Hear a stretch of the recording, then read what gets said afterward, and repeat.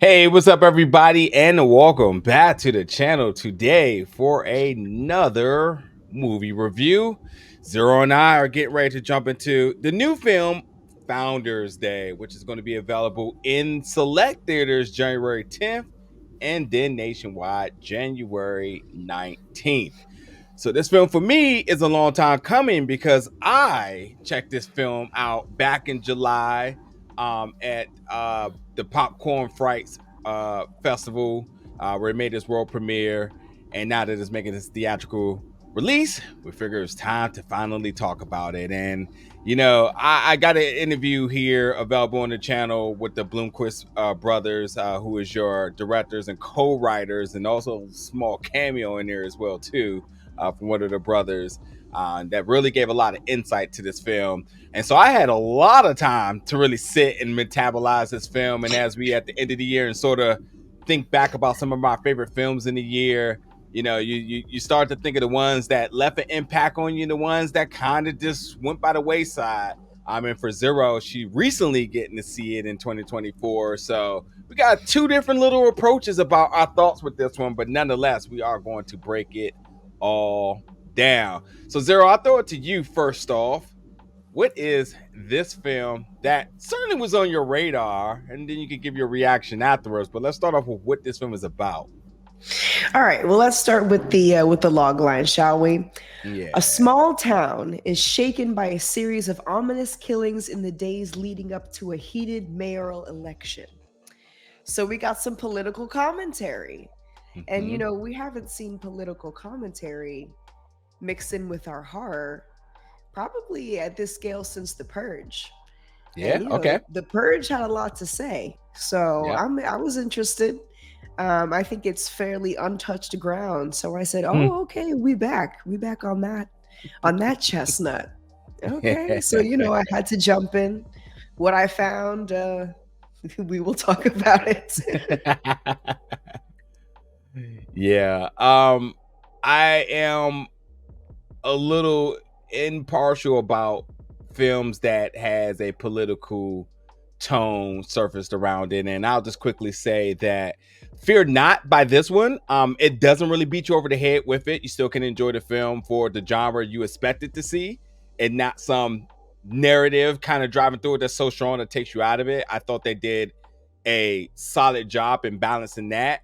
I almost want to go as far as saying that the political blanket around this is sort of a ploy. It wasn't really relevant to me at all, to be honest, but here nor there, we'll talk about the slasher design and so on. I mean, I guess that's if you want to say, well, that's where you kind of link everything together, then fine. But I don't know, man. I'm just glad for what it's worth. Going into anything political, it wasn't beat me over the head with a narrative, because I was not signing up for that film. But the first thing for me is absolutely the cast. Having two alumni from 13 Reasons Why was like oh, okay. And Devin Druid, who is really an underrated actor. And honestly, I'm almost willing to say I'm willing to sign up for any film that he's in, because being acclimated with his role in 13's Reason Why, and then he's just had a fantastic career beyond that. Greyhound, The Pale Door, and The Man in the Woods, another film, whether you saw that or not. But nonetheless, just seeing his versatility, where the 13th Reason Why role as Tyler was definitely one everyone talked about. And to see him really still at a young age, still so much versatility in his acting, it was certainly a must watch for me on that note. And then, as I mentioned, in terms of the dual alumni from it, Amy Hargreaves as well too, was another name that I was like, okay, let's see what she got. She plays the character Blair in this. Amy, I think, also brings a certain I'd say like a certain degree of expectations with her roles. She's no stranger in terms of working with our writers and directors. They've done a film previously in Intermedium, so with them having that sort of chemistry, I was definitely expecting her role to be prominently featured, and also her just bringing a certain caliber to it. So I say for the performances in this, I think a lot of folks did what they were supposed to do. And I wasn't disappointed in that. So what about you? What was things you liked, or you want to go about things that didn't quite land for you yet? Which direction you want to go? Well, I thought some of the casting was pretty okay. Yeah. I do believe that all of our casts are seasoned at what they do. Yeah. But like we talked about in our Night Swim review, there is only so much carrying an actor can do when presented dialogue that don't really work out that way. You know, it takes two to tango. It takes the Yeah. writer's room and it takes the actors. Yeah. Yeah, there's only so much carrying. One thing I will say is I'm sitting here on my couch watching this film and I'm trying to figure out, why does this lady cop look so familiar? And I look at her up, Catherine Curtin. She's been in like everything. She's one of those actors where you see her and you're like, where is she from? She's not really from anything because she's already in everything. You've probably seen her last in Stranger Things. She had a pretty good Stranger Things stint. And also, our boy Josh Rubin, she was over in Werewolves Within as well. Yeah. Great casting there. And honestly, this is the type of character that I want to see as a cop in literally all of my media. She's fantastic. Great casting on that part. But again, you know, how much can they carry with dialogue like this? Yeah. You know? Yeah. I had the same thought about another particular actor. I was like, I absolutely know this guy, and I felt like I really knew this guy, and I was like, I know this guy. I was like, it's a friend. I met this person in life, and I'm talking about William Russ, who, well, folks, I'm a huge Boy Meets World fan. So seeing Alan Matthews appear in this, I was like, oh, okay. And I instantly knew the writer and directors. I was like, they're Boy Meets World fans too, because this is a casting. Like, if you're going to make a movie and you can start putting in some of your childhood heroes in it, this is one that you're like, yeah, I'm not sure how this is going to work, but I'm going to make this work. And here we go. And that's what I got with that. So I have nothing but good comments about that one, because I was definitely just smile from cheek to cheek with this casting here. But just to get into the specifics of the film, what I really struggled with this film was a lot of things didn't just land for me. I don't think, you know, and it's not a must, but the atmospheric horror was never there. Never felt the sense of anything, but like, I don't know, I just kind of just letting things kind of just go as it went, and there was no really chilling feelings. Like I at times almost forgot maybe I was potentially watching a horror film.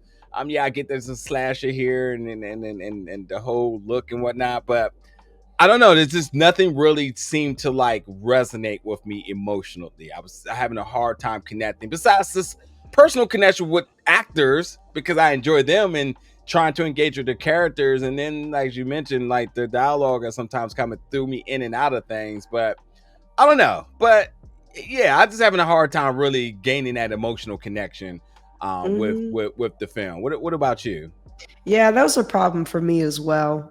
And I'm gonna take what you said seriously, because I'm pretty sure maybe 2 or 3 times I forgot that I was watching a movie, and I kind of wake up from my daydream like, oh, I'm watching a movie.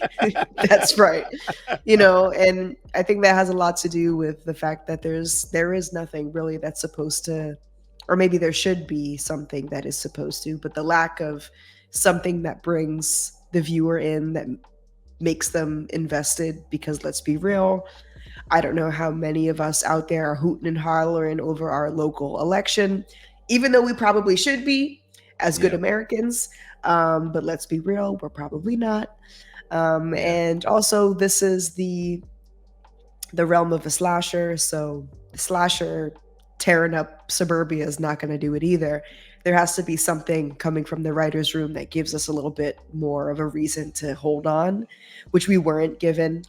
And I don't think the dialogue and the characters were actually enough to keep us there either. It's really tropey the way that we have our characters set up. I think that's for a reason though, because we're playing Scream right now, right? We're playing the whodunit. It's a little bit of a cookie cutter. It's not in reinventing the wheel, which it isn't all bad, by the way. It's okay to not reinvent the wheel. But we're going really tropey. So, we have our cookie cutter characters that we would expect to see in Scream, that we'd expect to see in, the typical formula of how slasher movies go. And they're really not that interesting. I really like that we have a lesbian couple as our lead here. Yeah. I'd like to see more queer representation in slasher films. That's awesome. Still, characters a little boring. Why should I care? I really don't have a reason to. Let me give you a little bit more fuel too. Beyond you talking about that main character here. What this is another problem I had, and we're talking about Allison Chambers, played by Naomi Grace. What about the father-daughter relationship? It didn't work for me at all. It was such a feature element, but it just never worked. And actually, I'll go as far as saying the dad character at all didn't work. Period. Yeah. Almost shouldn't even had as much screen time as easily should have been killed off if you want to say this person has a father or whatever it may be, but that just wasn't working for me. But yeah, what was just your thoughts about the father-daughter thing they tried to really shove down our throats? I think it would have worked if it was introduced earlier and he was an actual character. Because from the viewing side, what it kind of seems like is, oh my God, our killer is too obvious. Because at the end of the day, this is a whodunit. You have to figure out who the killer is. We don't have enough of a sample size. So we need to throw some more potential suspects in the pool. So why not add the father? Let's go. Just another cop out. Again, we don't know anything about the father. Why should I really care? What's their relationship like? Why wasn't he introduced with the rest of the main cast earlier? I guess I'm just asking myself why with a lot of these characters. I guess I can figure out that maybe we're adding more characters to beef up the web of who exactly could do it. But the more characters you add, then it's more memory retention for the viewers. And I have to remember where he was at that time so I can figure it out in my brain if I should even decide to care about this character and what his alibi is. I am a sucker for like parental figures in movies and exploring those kinds of deep relationships because there can be a lot there, but there was nothing here. It was just another body, Yeah, 1,000% agree. Can really can't add more to that. But overall, I mean, I'll be honest. Like a lot of the criticism here with this film, the production was fine. It's an independent film, and the brothers, I think, have had a long-standing relationship, and they're brothers. I get it, but a long-standing relationships in their collaborative work. So them telling the story they wanted to tell, they executed it, I thought, to the T. Speaking with them in the interview gave me a sense of like their personalities and how they riffed off one another. So it makes sense to see how this story is kind of progressing the way it did. And again, for an independent film, I felt like the elements of production was fine. I thought it was shot very nice. It was crisp. There was really no editing issues. I just had particular issues with some of the continuity and just the emotional investment with the characters. So consider me still very much a fan to see what they're going to do beyond this, because with them been putting in work for the years they've been doing independent filmmaking, and independent filmmaking is really getting a lot of attention, which I think is definitely giving a lot of these filmmakers that extra oomph to go out there and do the work. If the production's good and I feel like I'm not watching something that belongs in the $5 bin, and regardless if the story isn't really, the writing or the story isn't really flowing the way to the expectation, that stuff can be worked out.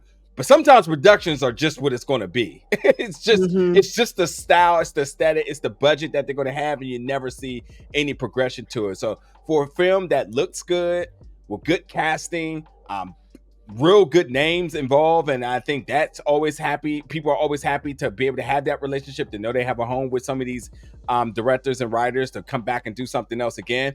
I think it's more sooner than later that they're going to strike gold and hit something that's going to be worth talking about, and that's all it takes. All it takes is that one film for everybody to get their attention on these folks, and then they take off, because there's a lot of filmmakers, directors, producers, and so on that we give a lot of praise to now.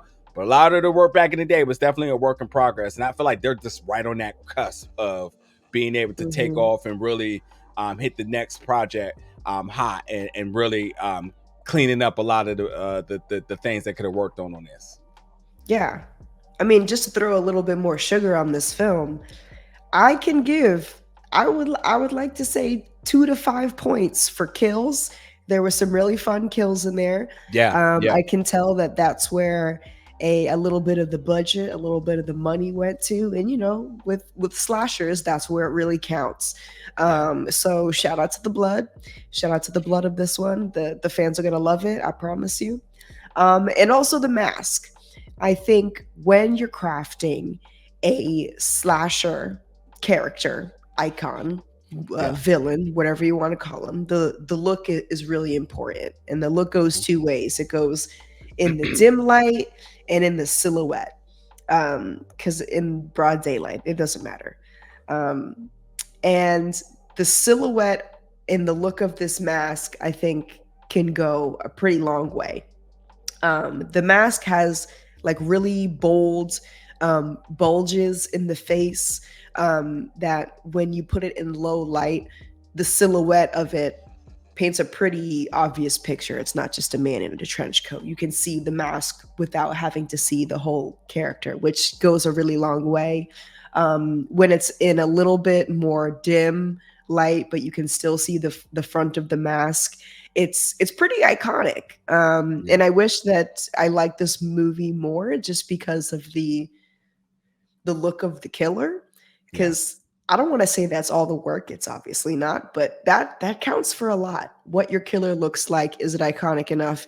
If I were to see that mask on a wall of other masks at Party City, if I can call it out and be like, oh, that's the mask from Founders Day, that's a really good sign.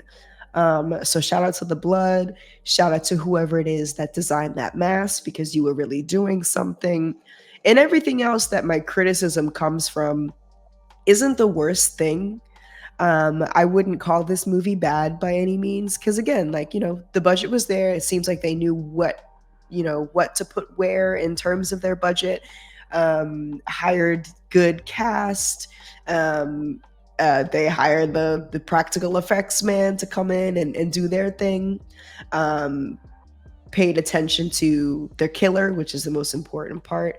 I think everything else is just kind of lacking into what makes it special. And then also the ultimate failure of the political commentary. I know that I don't want to say not everybody. I know that not many people want to see their politics mixed in with their food when it comes to what our escape is. I'm definitely one of those people. But to call a slasher a political commentary, which is obviously what this is the most apolitical attempt at a political commentary I have ever seen. It did not tell me anything. This was so ridiculously vague. I think if you're going to go the political route like The Purge did, and The Purge is not one to shove a message down your throat. It says what it has to say. You can lean in and listen to it and think about what The Purge is telling you, or you can lean away and just say, I just want to see some killing. I just want to see some violence, and you can enjoy it any way that you want to. But I feel like to go this route, which is, you kind of got to walk on eggshells, y'all should be saying something.